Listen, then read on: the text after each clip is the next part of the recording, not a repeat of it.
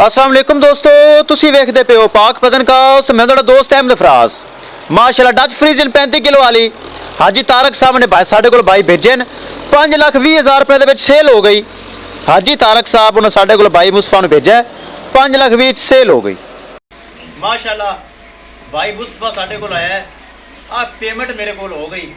जानवर माशाल्लाह बरान दे दिता है, बहुत अच्छा जानवर, बड़े दूध वाला जानवर और जिले लेवल का माशाल्लाह जानवर है।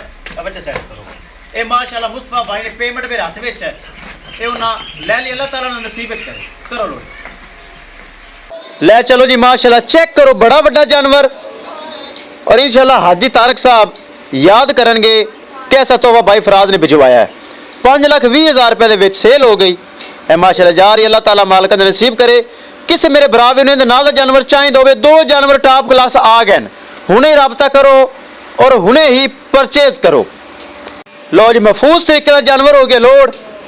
रवानगी की वीडियो बराबर चेक कर लवन, अल्लाह दे सुपुर्द अल्लाह ताला मालिक ने नसीब करे। बहुत अच्छी गां माशाल्लाह ए जा रही है।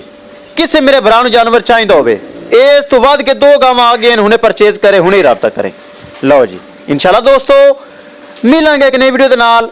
अपने फराज दोस्त ने इजाजत, अल्लाह निगहबान।